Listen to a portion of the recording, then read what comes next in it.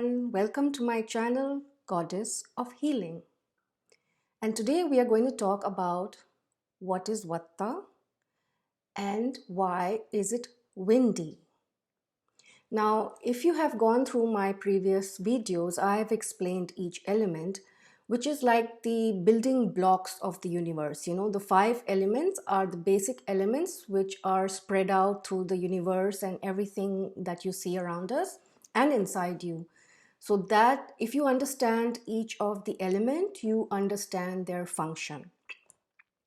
So Vata is basically a combination of 2 elements, which is the space element and the air element. So as you know, space element is like a container, it is empty and you can fill it.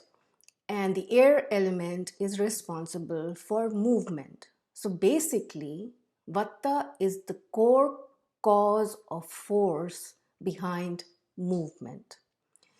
And between any 2 points, still points, there is a movement. That movement is life.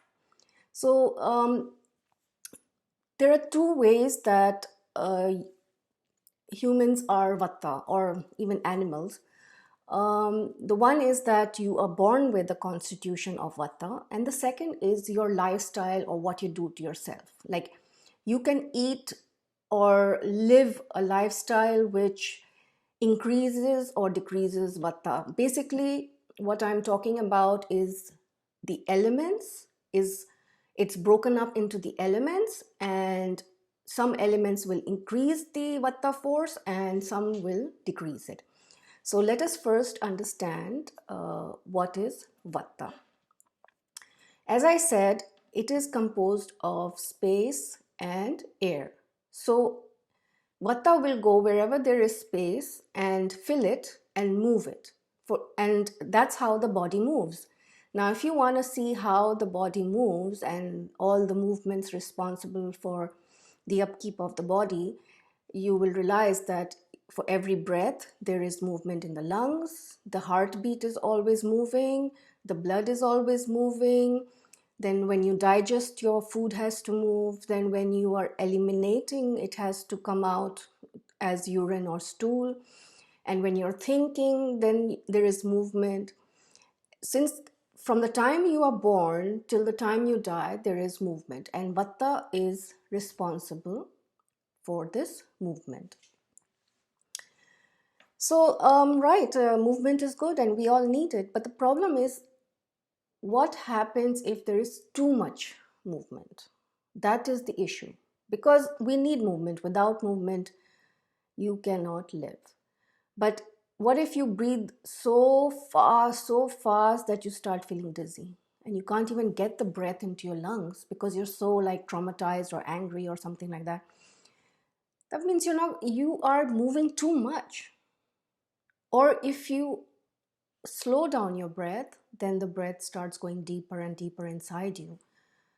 But if you breathe very, very little and you stop breathing or your pauses are too long, then you lose your life, right? So movement has to be understood as too little or too much. So imbalance. So Vata in balance is good. Vata in imbalance is not good. So too much is bad and too little is bad. And it's in the medium zone where all the health and happiness exists. So fine, we have movement in the body, so and the body is always in a circle and cycle going on. How does the body remove excess Vata? It is removed by burping, by farting, and by resting or sleeping. But what if you are taking in more of the Vata forces and the body cannot cope up and it cannot remove it as fast as you take it in? That's when it becomes diseases. So how do you increase Vata forces inside your body? You just increase it by taking more of what Vata is, like air and space. So for example, wind, as you know, is very cold, dry, and it moves.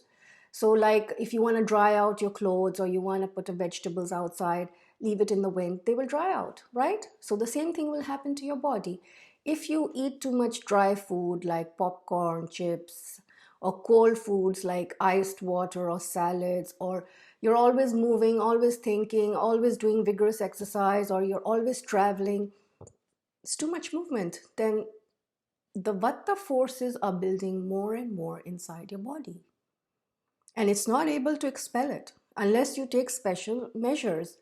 Special measures are what? Just the opposite of Vata forces. Like the opposite of dry is moist. So you have more moist food like stews or soups. Then Vata is cold, so you take more warm stuff like you take warm beverages, or you make sure that you're warm on a cold night and you're not exposed to cold winds.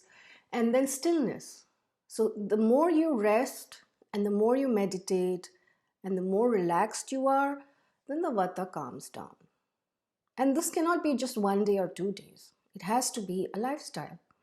So if you are lacking in Vata forces, like you are very heavy and you're very slow built, and your movements are slow, so it's actually good to add vigorous exercises to your body and become more Vata and start reading or doing stuff that Vattas naturally do. But if you are too Vata, then try to mimic these people who are like more like a potato couch, I would say. Like you slow down, you go to bed on time, you have warm foods, you apply warm oils to your body. You have to slow down as a Vata. I mean, a Vata who is um, in danger of becoming imbalanced. So, if you have any more questions or queries, then let me know, and I hope you understood what Vata is all about.